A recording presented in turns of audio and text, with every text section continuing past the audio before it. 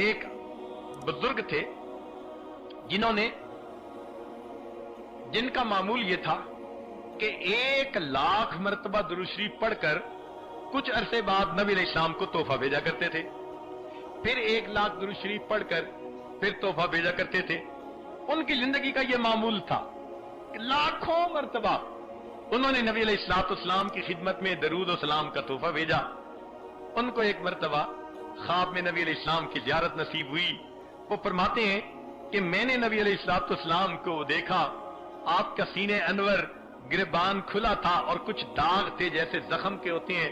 تو میں دیکھ کر ذرا حیران ہوا، قریب ہوا۔ میں نے کہا اے آقا صلی اللہ علیہ وسلم،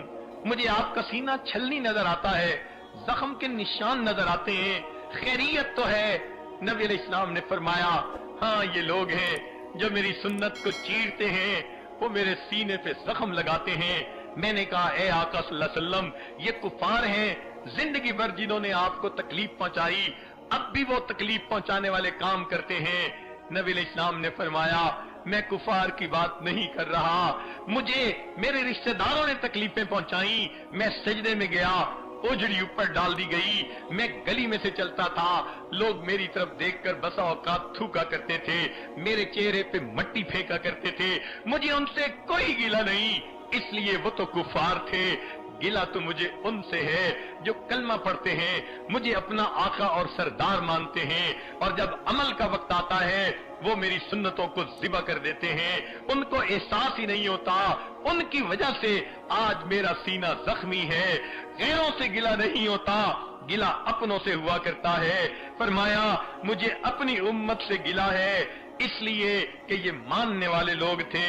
جب انہوں نے میری سنت کا جو ہے وہ اہتمام نہ کیا تو غیروں سے کیا امید کی جا سکتی ہے۔ نبی علیہ السلام نے جب یہ بات فرمائی ان بزرگ کی آنکھوں میں آنسو آ گئے۔ فرمایا تم تو غیروں کی بات کرتے ہو، ہم نے اپنے بھی آزمائے ہیں، تم تو غیروں کی بات کرتے ہو، ہم نے اپنے بھی آزمائے ہیں، لوگ کانٹوں سے بچ نکلتے ہیں،